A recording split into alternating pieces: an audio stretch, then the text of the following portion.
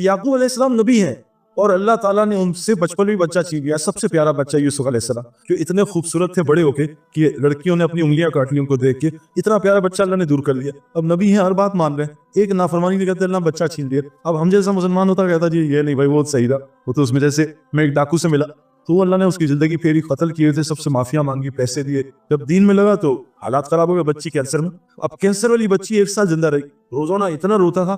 जब बिल्कुल अल्लाह ने, क्योंकि अल्लाह कुरान में कहते हैं ला युकल्लिफुल्लाहु नफ्सन इल्ला वुसअहा लहा मा कसबत व अलैहा मक्तसबत, मैं किसी नफ्स पे उसकी ताकत से ज्यादा बोझ नहीं डालता। अल्लाह कह रहे जितनी ताकत होगी उससे पहले मैं हटा लूंगा उसको। हम वहां तक जाने नहीं देते उस थ्रेशोल्ड तक। अब आप बॉडी बिल्डिंग कर रहे हैं और बगैर दर्द के आप 100 कराएं, आपका मसल 1 इंच नहीं बढ़ेगा। आपको तो उस थ्रेशोल्ड पे ले जाना पड़ेगा जहां आपको मसल फट जाए और पूरा मेटाबॉलिज्म बॉडी के इस्तेमाल हो, तब जाके मसल ग्रोथ होती है। हम ग्राउंड के चक्कर लगाएं 10 किलोमीटर, जो सांस ना फूले, 1 इंच स्टेमिना आगे नहीं बढ़ेगा।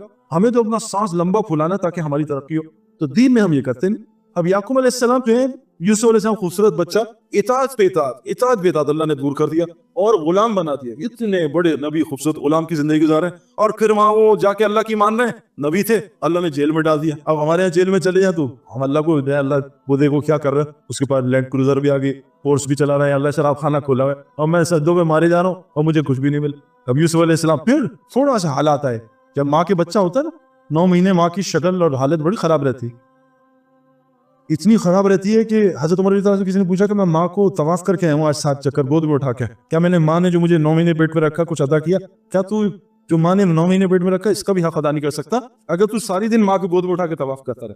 माँ इतनी तकलीफ से गुजरती है, लेकिन तकलीफ से गुजरने बगैर उसको वो चांद नहीं मिलता जो 9 महीने बाद बाहर आता है और माँ उसको वैल्यू लगाती है। बगैर तकलीफ से गुजरे नहीं हो सकता। अब सेंसरी कर ले, ये कंप्यूटर पे आसान है, असल सेंसरी करेगा बड़ी गिल्दे लगेगी, बड़े क्रैम्प्स आएंगे, बड़ी मुश्किलात से गुजरना पड़ेगा, तब मैन ऑफ द मैच मिलता है। अब मैन ऑफ द मैच आराम से मिल जाएगी, हो नहीं सकता। तो यूसुफ अलैहिस्सलाम कितनी जिंदगी मुश्किल गुजारी, फिर अल्लाह ताला ने तख्ते में सब्र बिठाया जेल में। ना कोई इलेक्शन लड़े, ना कुछ पैसे खिलाए लोगों को, अल्लाह ताला ने ख्वाब डाला, ख्वाब की ताबीर उनके दिल में डाल दी। 4 आदमी ऐसे इस कायनात में गुजरे जो ख्वाब की ताबीर बता सकते थे, जिनमें यूसुफ अलैहिस्सलाम भी हैं। हुजूर सल्लल्लाहु अलैहि वसल्लम दूसरे थे, हज़रत अबू बकर सिद्दीक तीसरे थे और इब्ने सीरीन रहमतुल्लाह अलैह जो ताबी में से 100 साल बाद आए हुजूर के जाने के बाद। ये 4 आदमी जो ख्वाब की ताबीर बताते थे, जो किताबों से साबित है। ख्वाब की ताबीर दी, बादशाह ने तख्त पे बिठा, हुजूर सल्लल्लाहु अलैहि वसल्लम इताअत पे इताअत, इताअत पे इताअत।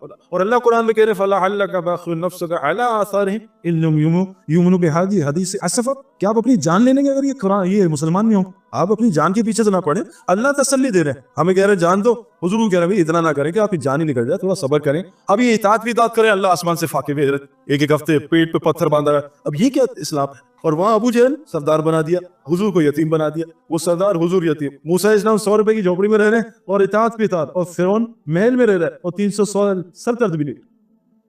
तो दीन का मिजाज समझना पड़ेगा। दीन कैद खाने का नाम है, मुश्किलात का नाम नहीं है। कैद खाने में रहना पड़ेगा, बाल कैसे बनाओ। लेकिन क्या आपको पता है पाकिस्तान में वोल्टेज बहुत कम आती है, 220 नहीं आती।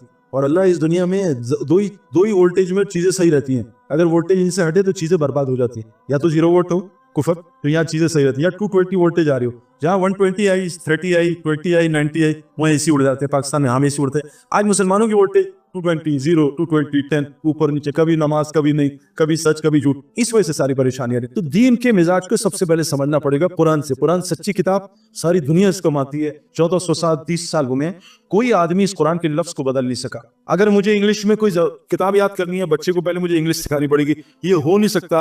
आप बच्चे को इंग्लिश सिखाए बगैर, उसकी ग्रामर सिखाए बगैर उसको किताब हटा दें। कुरान का एक लफ्ज बच्चा नहीं जाता, 6 साल का बच्चा पूरा कुरान हिफ्ज कर लेता है। ये कुरान का मौजूद है।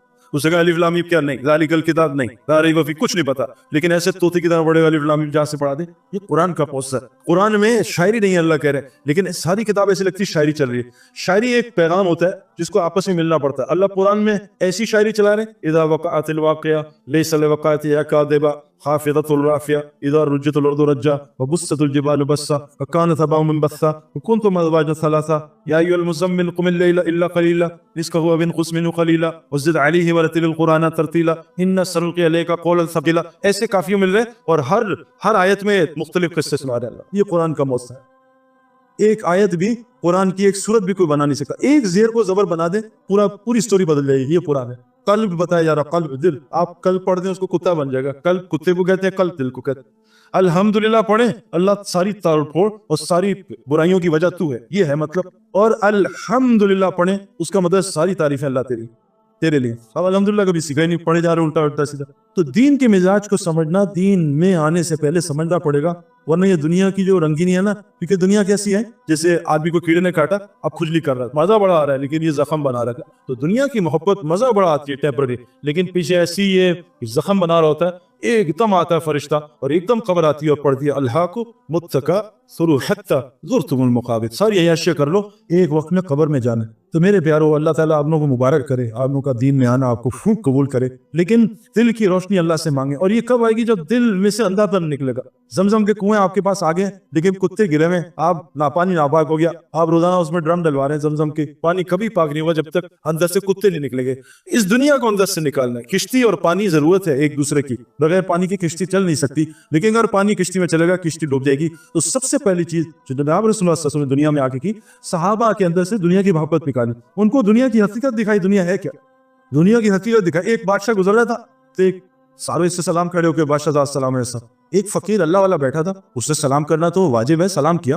तो बादशाह ने कहा तुमने मुझे पहचाना नहीं, खड़े नहीं हो मेरे लिए। तो कहा बादशाह सलामत, मैंने तो आपको पहचाना, ये तो पागल है, इनको तो पता ही नहीं वो कौन हूं मैं। उन्होंने कहा आप गंदे कतरे से बने हुए, एक मनी के कतरे से, अगर किसी के जिस्म पे लग जाए तो मार दे, आप उसके किसी जिस्म पे जान के लगा दे। और उसके बाद आप बड़े बने, उसके बाद आप देखें सुबह से शाम सर से ले लें, आप आंख से गंद निकालते हैं, नाक से गंद निकालते हैं, मुंह से गंद निकालते हैं, कान से गंद निकालते हैं, शर्मगाहों से गंद निकालते हैं। आपको बिरयानी खिलाए आप पखाना बना देते हैं, आपको रसगुल्ले खिलाए पखाना बना देते हैं। आप गंद बनाने की मशीन हैं, और मरते ही आप कीड़े मकोड़ों की गजा बन जाएंगे। मैं आपकी क्या इज्जत करूं? तो बादशाह ने कहा वाकई तूने मुझे पहचाना है, बाकियों ने मुझे पहचाना, हम तो गंद के ढेर हैं, हमारी कीमत किससे लगेगी? रूह से लगेगी। अगर रूह अच्छी बना ली, रूह खूबसूरत बना ली, तो इतनी कीमत लगेगी। मूसा अलैहिस्सलाम 100 रुपए की झोपड़ी में रहते थे, कयामत तक इज्जत पड़ रही है। हुजूर सल्लल्लाहु अलैहि वसल्लम इस घर में रहते थे कि जब वो सजदा करते थे तो उनकी बीवी को पैर समेटने पड़ते थे, इतना सा घर था। कभी आप मदीना जाएं तो वहां जो ज़ियारतें कराते, उससे पूछे वहां हुजूर का घर कहाँ था, कितनी सी जगह थी, हज़रत अबू बकर सिद्दीक का घर कहाँ था, हज़रत उमर का घर कहाँ था, वो आपको सब बताएंगे। तो दीन क्या है? रूह को बनाना। इंसान की कीमत रूह से लगती है।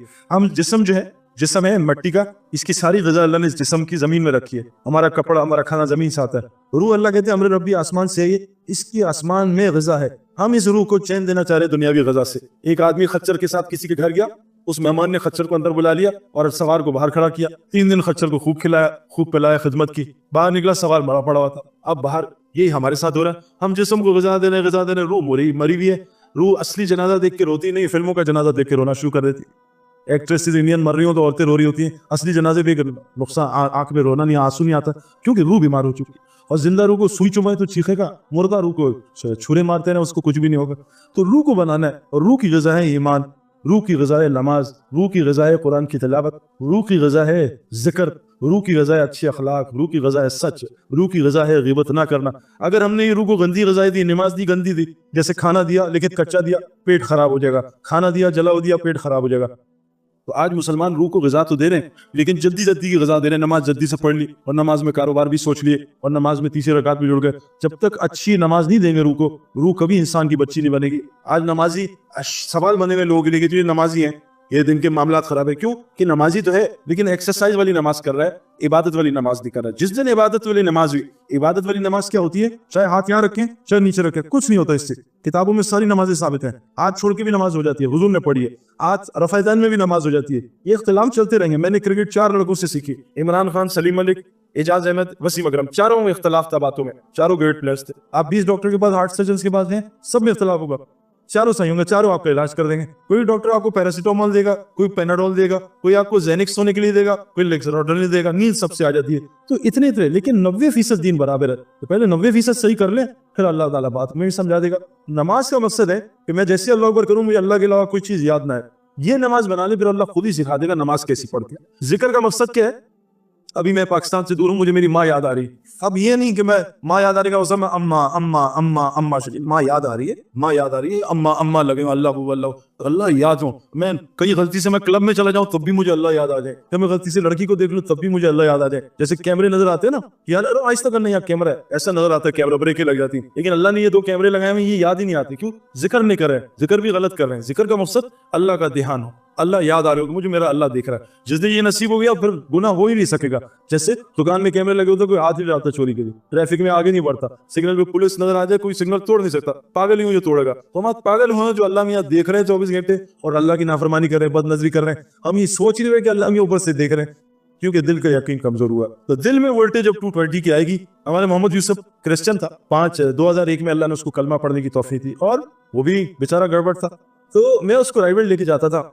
मैंने उससे कहा तू जब कहेगा मैं तुझे चर्च लेके जाए, मेरे साथ, मैं तेरे साथ चर्च चलूंगा, तू राइवल चल। होगा सही पे कोई नहीं, मैं चलूँ। मेरे बचपन का, छोटे भाई का बचपन का दोस्त हूँ। राइवल लेके, क्योंकि इंसान पानी का बना है, 80% हमारे अंदर पानी है, पानी माहौल का सब लेता है। आज हम दिन टीवी पे सीखना चाहते हैं, टीवी पे दिन नहीं, नॉलेज आएगी, दिन नहीं आएगा। क्रिकेट मस्जिद में नहीं सीख सकते, ग्राउंड में जाना पड़ेगा। स्टूगर्ट टेबल पे हॉकी नहीं सीख सकते, इसी तरह मस्जिद में दिन आता है, मस्जिद में जाना पड़ेगा, माहौल का असर।